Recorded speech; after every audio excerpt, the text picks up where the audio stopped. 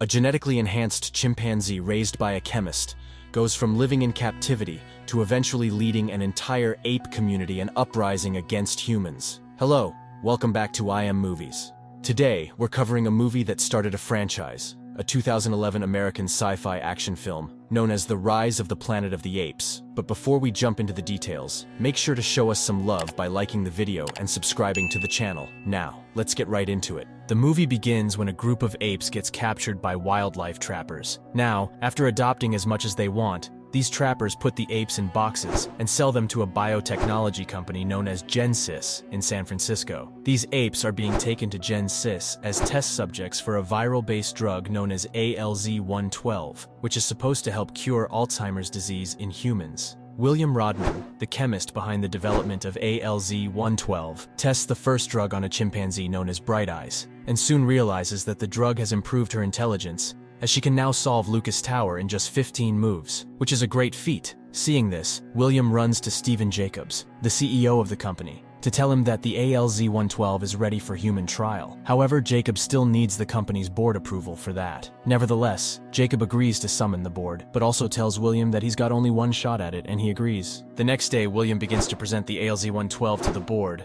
explaining how it has boosted Bright Eye's intelligence. Meanwhile, Donnie, one of the doctors, tries to move Bright Eyes from her enclosure for the presentation, but she doesn't want to leave. Bright Eyes attacks the doctor, forcefully grabbing his hands until a chimp handler named Franklin intervenes. Later, Franklin and Donnie decide to trick Bright Eyes with her favorite drink, but the whole process soon turns disastrous, as Bright Eyes begins to attack everyone and destroy everything in her way. Bright Eyes later breaks into the boardroom, but one of the security men kills her immediately, and William watches his years of hard work take its last breath. Following this incident, Jacobs ends the project and soon orders Franklin to kill the remaining chimps in the lab. Although Franklin tries to convince Jacobs not to kill the chimps, Jacob only cares about the business aspect. Later that day, William approaches Jacobs and tries to convince him that the ALZ-112 works, but Jacobs tells him to start all over again. Now, after euthanizing the other chimps, Franklin discovers that Bright Eyes had a baby in her enclosure and was only trying to protect him. William gets disappointed on hearing this, but it's all over now. Then, Franklin asks William to take the baby chimp home for a couple of days till he finds a sanctuary for him, but William refuses. So Franklin hands William a lethal injection to decide the fate of the baby chimp himself. William finally takes the baby chimp home. On his way in, he meets his dad's care nurse. William's dad,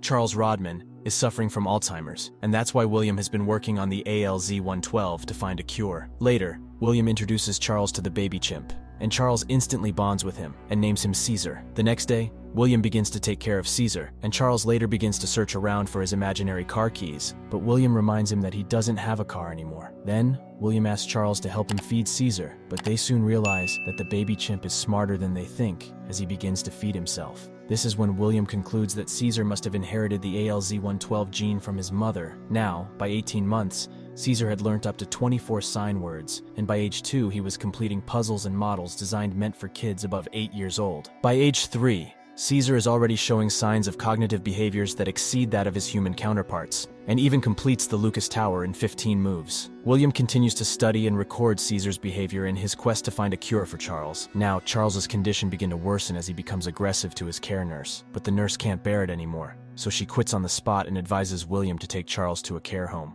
However, William hates to see his dad suffer, so he decides to steal and test the ALZ-112 on him. The next day, William wakes up to see his dad playing the piano perfectly, showing that the drugs worked. Meanwhile, Caesar had always admired kids playing outside, especially the ones that ride bikes. So that day he decides to sneak out and try out one of the bikes, as William continues to marvel at how effective the ALZ-112 is working on Charles. Later, Charles asks to see Caesar, but they can't find him, so they begin to look for him. Meanwhile, one of the neighbor's kids sees Caesar and quickly runs to tell her dad. The man rushes out with a bat to attack Caesar, but William luckily gets there in time to stop him. Later, they discover that Caesar had sustained an injury during the attack. So the next day, William secretly takes Caesar to his vet friend, Caroline. Caroline soon realizes how intelligent Caesar is, as he tells William to ask Caroline out on a dinner date. A few days later, Caroline visits William, and she soon suggests that they take Caesar out to an open spaces, so William decides to take Caesar to a forest area just on the outskirts of town known as Red Woods.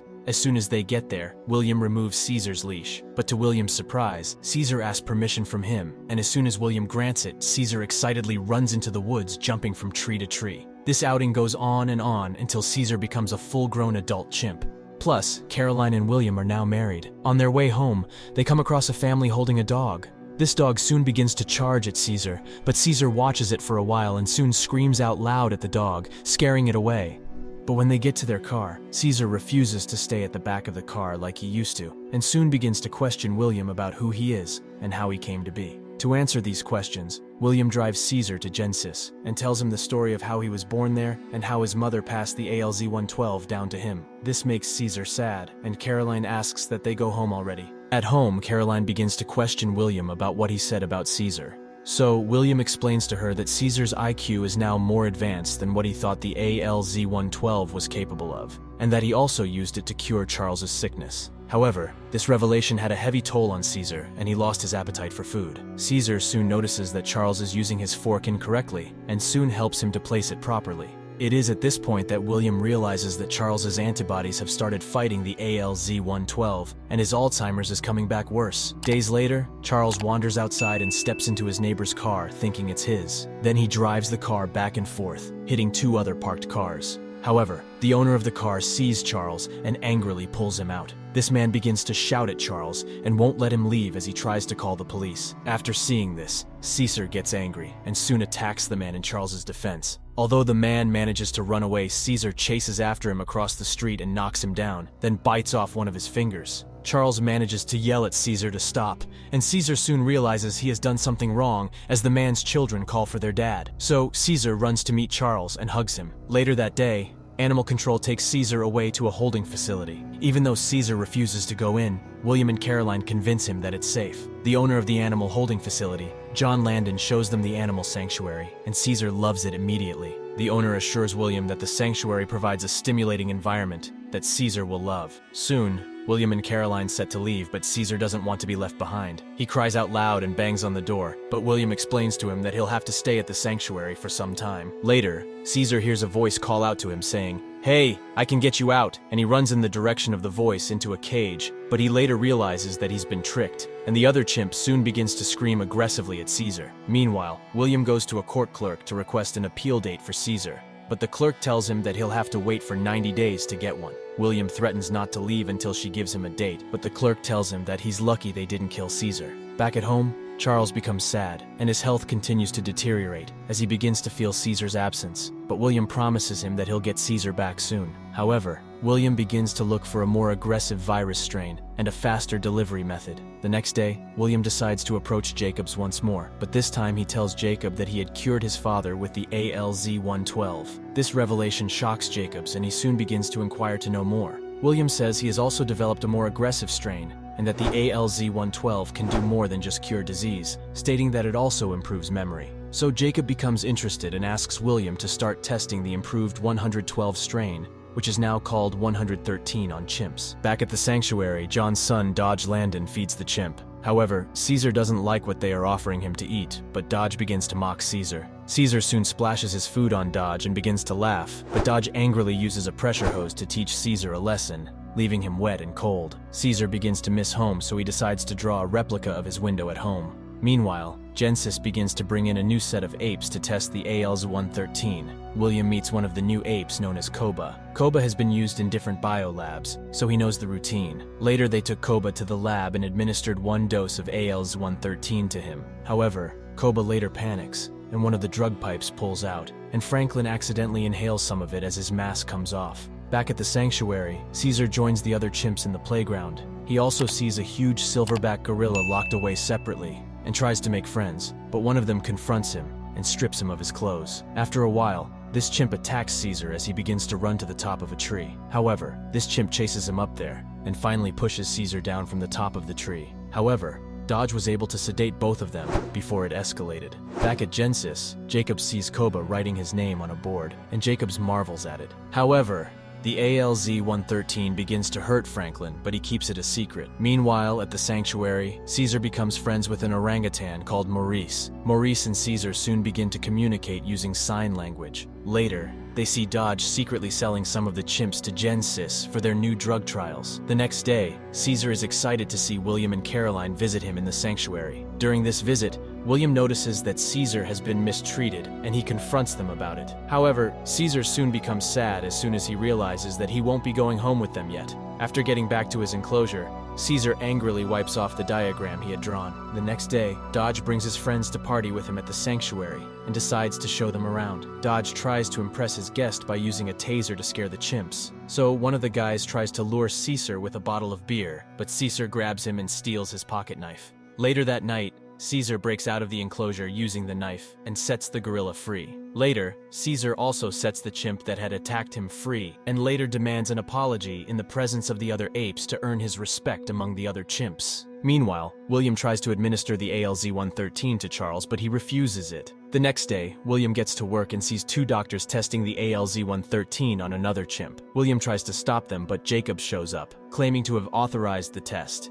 and soon begins to boast about Koba's incredible intelligence. However, William explains to him that they need to study the drug better first, to see if it will react negatively to humans. But Jacob says William is not in any position to question him since he tested a trial drug on his father. Meanwhile, Franklin goes to find William at his house, trying to warn him about the effect of the virus, but soon realizes that he's not at home. Then, Franklin bumps into William's neighbor, who asks him what he wants. However, Franklin accidentally sneezes on him and leaves. Later, William decides to bribe John to get Caesar released, but as soon as they get to the enclosure, Caesar refuses to go with him. Seeing this, William concludes that Caesar is now happy to be with his kind, so he leaves. Later, Caesar makes the bad chimp, making him serve the other chimps some cookies he had stolen from Dodge. The next day, Caesar memorizes the door lock combination and soon decides to visit William. In the fridge, Caesar finds 2 cans of ALZ-113 and decides to administer it to the other chimps. The next day, Caesar inspects their eyes to see if they all got the ALZ-113.